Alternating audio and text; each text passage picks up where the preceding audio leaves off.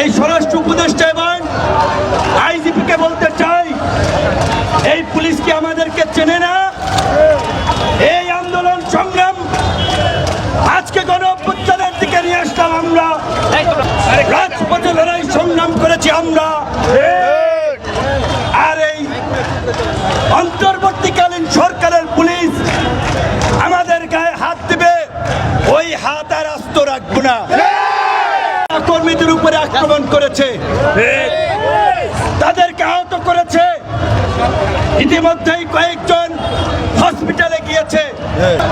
রাষ্ট্র সংস্কারের জন্য আওয়ামী লীগ নিষিদ্ধের দাবিতে সরকারকে স্থিতিশীল করার জন্য রাজপথে লড়াই সংগ্রাম করেছি আমরা। আর এই অন্তর্বর্তীকালীন সরকারের পুলিশ আমাদের গায়ে হাত দিবে, ওই হাত আর আস্ত রাখবো না।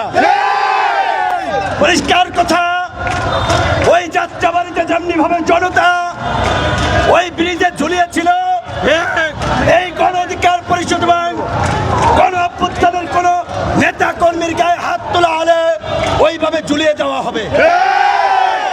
আজকে আমরা এই ডিএমপি কমিশনারকে, আইজিপিকে পরিষ্কারভাবে বলতে চাই, এইখানে যারা এই নিরস্ব একদেশ নেতা কর্মী ছিল, যারা নামাজের পরে একটি শান্তিপূর্ণ মিছিল করেছিল, তাদের উপরে আক্রমণ করা হয়েছে। অনতিবিলম্বে তাদেরকে এই এলাকা থেকে অপসারণ করতে হবে।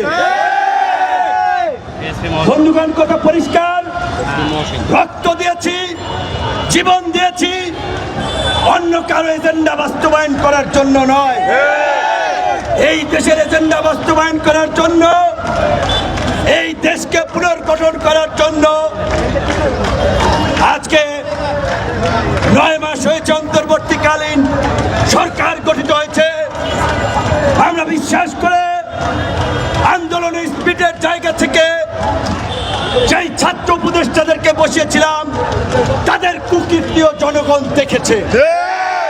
তাই আমরা বলতে চাই, ওই 2-3 জন ছাত্র নেতা গোটা বাংলাদেশের ছাত্র সমাজের প্রতিনিধিত্ব করে না, করবে না। এই গণ অভ্যুত্থানের অংশীদার মেজর পলিটিক্যাল পার্টিগুলোকে নিয়ে জাতীয় সরকার গঠন করে এই জাতীয় সমস্যা নিরসন করতে হবে এবং জাতীয় সংলাপ ডেকে আওয়ামী লীগের বিষয়ে পরিষ্কার সিদ্ধান্ত নিতে হবে।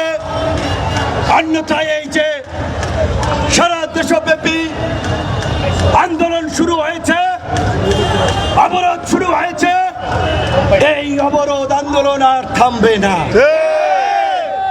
আমরা অন্যান্য রাজনৈতিক দলগুলোকে আহ্বান জানাই, ওই মিছিলে সমাবেশে গিয়ে 2 মিনিটের বক্তব্য আর কিছু লোকজনকে নিয়ে মিছিলে গিয়ে হাত জাগিয়ে সংহতি জ্ঞাপন করে দায় সারা মনোভাব প্রকাশ না করে প্রতিটি রাজনৈতিক দল, গণ অভ্যুত্থানের অংশীজনরা যার যার জায়গা থেকে আওয়ামী লীগ নিষিদ্ধে অবস্থান পরিষ্কার করুন।